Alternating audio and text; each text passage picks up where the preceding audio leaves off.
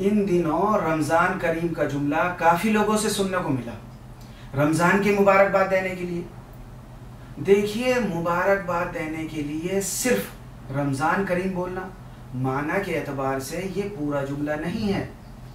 یعنی مبارکباد دینے کے لیے رمضان کے ساتھ کریم کا لفظ نہیں بلکہ مبارک کا لفظ استعمال کرنا یہ ٹھیک ہے.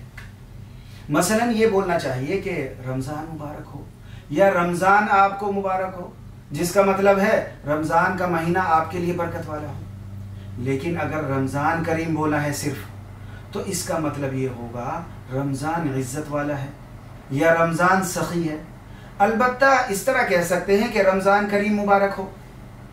یعنی یہ بات سمجھنے کی ہے کہ اس مہینے کی خوبیاں بیان کرنی اگر ہیں تو یہ جملہ بولا جا سکتا ہے.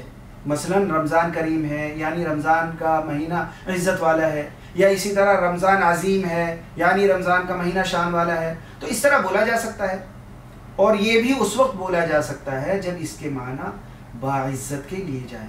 لیکن اگر کریم کے معنی سخی کے لیے جائیں، کیونکہ اس کے معنی سخی کے بھی ہیں، تو پھر رمضان کے ساتھ اس کو نہیں لگایا جا سکتا.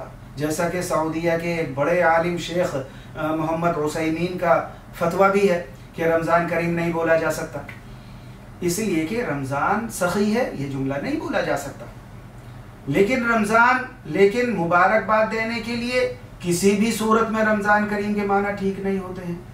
اس لیے مبارکباد دینے کے لیے رمضان مبارک ہی کہا جائے گا، رمضان کریم نہیں کہا جائے گا.